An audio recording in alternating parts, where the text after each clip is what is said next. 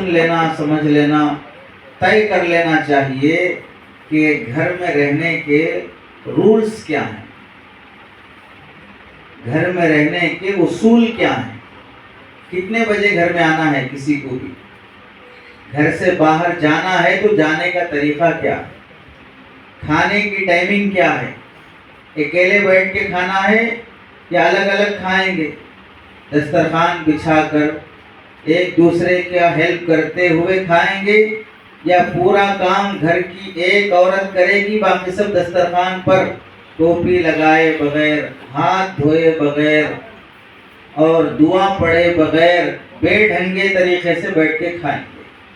کھانے کا اصول کیا ہے ہمارے گھر میں، گھر میں داخل ہونے کا اصول کیا ہے؟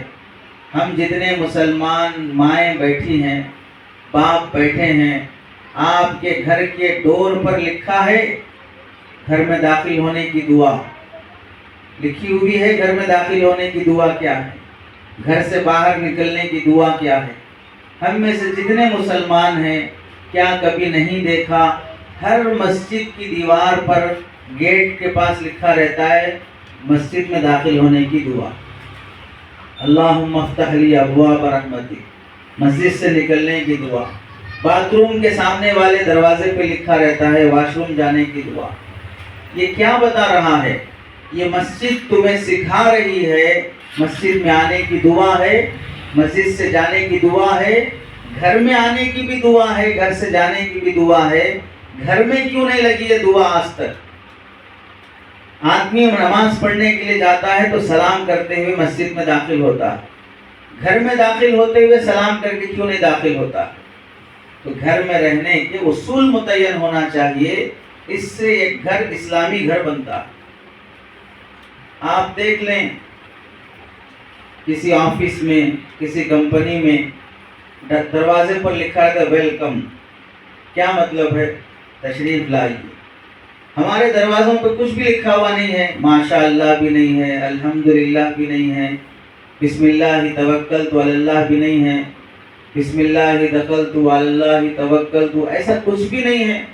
کوئی دعا ہمارے پاس بزرگوں کی زندگی میں لکھا ہے، ان کے جو گھر تھے، ایک گھر مثال کے طور پر یہ روم بیڈ روم ہے، سونے کا کمرہ ہے، تو وہاں دروازے پر دیوار پر سونے کے ٹائم کی دعا اور سو کر اٹھنے کے بعد کی دعا بیڈ روم کے دیوار پر لکھی ہوئی ہے۔ یہ باتھ روم جانے کا دروازہ ہے، دروازے کے اوپر باتھ روم میں جانے کی دعا، باتھ روم سے باہر آنے کی دعا، دونوں باہر کی سائڈ لکھے ہوئے ہیں۔ کپڑے بدلنے کا روم ہے، وہاں دیوار پر ہر ایک کی الماری پر لکھا ہوا ہے کپڑے پہننے کی دعا کیا ہے، کپڑے نکالنے کا طریقہ کیا ہے۔ یہ ماحول گھر کا بتاتا ہے کہ ماں باپ اسلام جانتے ہیں، در و دیوار سے اسلام ٹپکتا ہے۔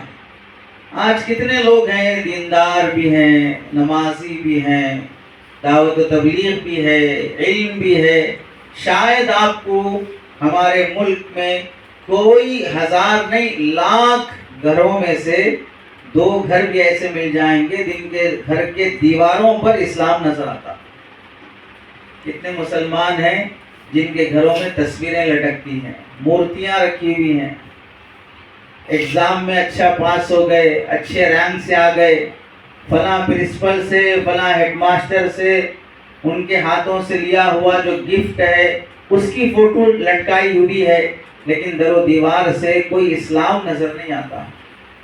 تو یہ پہلی ذمہ داری ہے، ہم اپنے گھروں میں تبدیلی لائیں۔